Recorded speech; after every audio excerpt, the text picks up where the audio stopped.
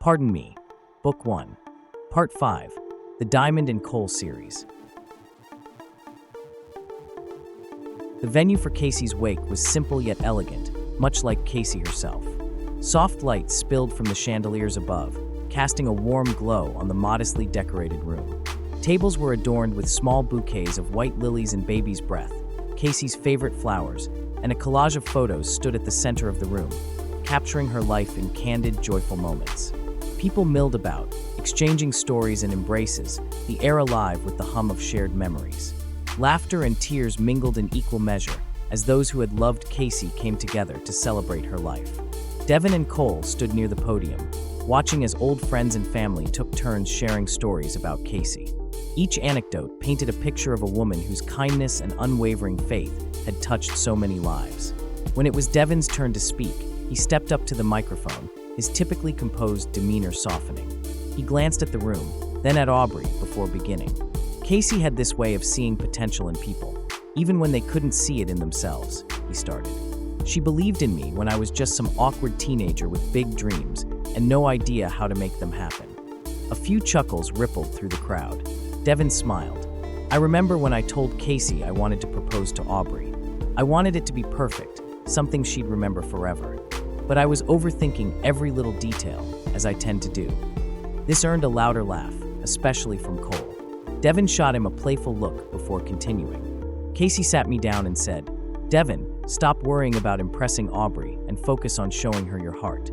That's what she fell in love with."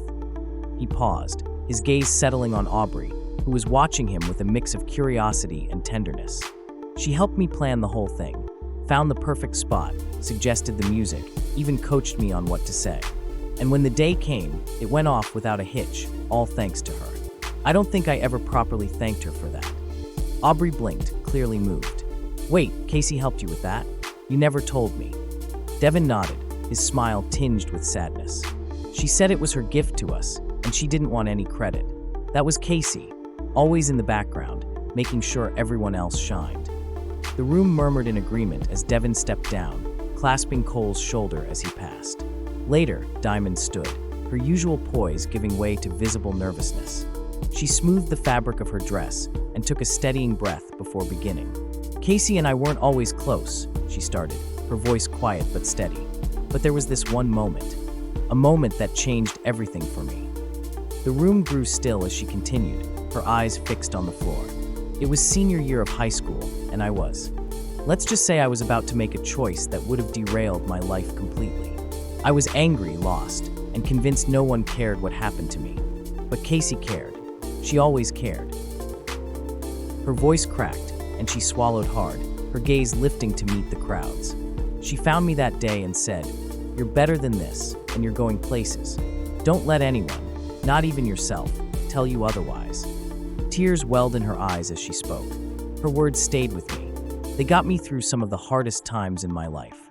Without her, I don't think I'd be here today. The room was silent, the weight of her words sinking in. Even Aubrey, who had been stealing wary glances at Diamond all evening, looked visibly moved. She returned to her seat, her head bowed, as the next speaker approached the podium. After Diamond's heartfelt and emotional tribute, the room was still and reflective, many dabbing their eyes. The next name was called, and Eric Johnson rose from his chair near the back. With a slightly awkward but endearing stride, he approached the podium, straightening his already crooked tie. "Good evening, everyone," Eric began, gripping the sides of the podium as he scanned the room. "For those who don't know me, I'm Eric Johnson. And if you went to middle school with me, you probably remember me as that weird smelly kid. You know, the one who brought his rock collection to school and thought bugs were the coolest thing ever?" A ripple of laughter passed through the crowd, and Eric grinned, his tone self-deprecating. "Middle school was rough, man. Let's just say I wasn't winning any popularity contests. Most kids avoided me like I was contagious. Except for one person, Casey Evans." His voice softened as he said her name, and the crowd leaned in. Casey didn't just talk to me, she saw me. And she didn't see some awkward, smelly kid. She saw someone who was worth her time and kindness. And believe me, that kindness was something I needed back then. You see, around 6th grade, my dad lost his job. It was tough, money was tight, and things at home were not great. I remember coming to school one day, skipping lunch because we couldn't really afford it. Casey noticed. Of course, she noticed. She always noticed when someone was struggling. Eric paused, his eyes glistening with emotion.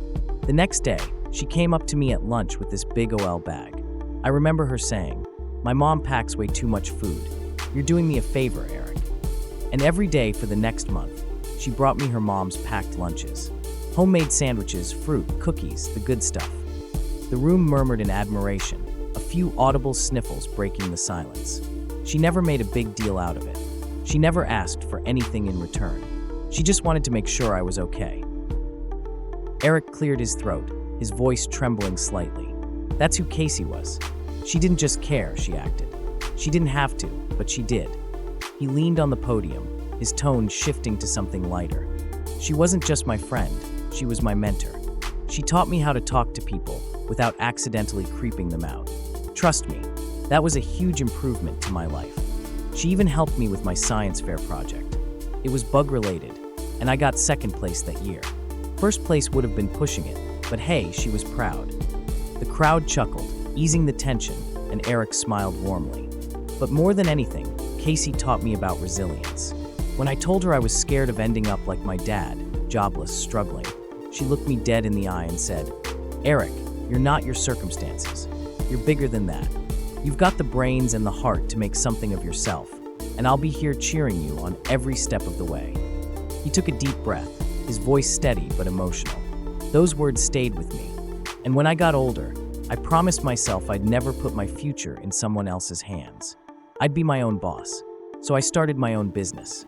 When I hit a new milestone, when I make a tough decision and it works out, I hear her voice, cheering me on. Eric's gaze drifted toward the photo collage of Casey at the front of the room. I owe so much of who I am to her. Casey believed in me when no one else did, not even myself. She didn't just change my life, she saved it. And I know I'm not the only one who can say that. The room was silent, the weight of his words hanging in the air. Eric took a step back, his signature grin returning as he finished. He glanced at the collage of photos again, his eyes glistening. Casey wasn't just someone who lived her faith, she shared it. She spread kindness like confetti, and the world is a little less bright without her in it. But I know she'd want us to take the light she gave us and pass it on. So here's to Casey, the big sister I never had and the best mentor a weird, bug-loving kid could have asked for. Thank you, Casey, for everything. I'll never forget you. As he stepped down, the room erupted in applause, some people laughing softly through their tears, others nodding in agreement. Eric returned to his seat, his face a mix of sadness and gratitude, knowing he had done justice to the incredible woman who had meant so much to him. Throughout the rest of the evening, the stories about Casey continued to flow, each one a testament to her selflessness and the lasting impact she had on those around her. Meanwhile, Aubrey and Diamond exchanged subtle, fleeting looks across the table. The raw vulnerability in Diamond's story seemed to have struck a chord with Aubrey, softening the sharp edges of her usual demeanor. By the end of the night, the tension between them hadn't vanished entirely, but it had shifted. The shared grief and love for Casey had begun to bridge the gap, leaving both women with the faintest glimmer of hope. Thank you for listening. We hope you enjoyed. If you want to hear more from this series, don't forget to like, subscribe, and leave a comment below.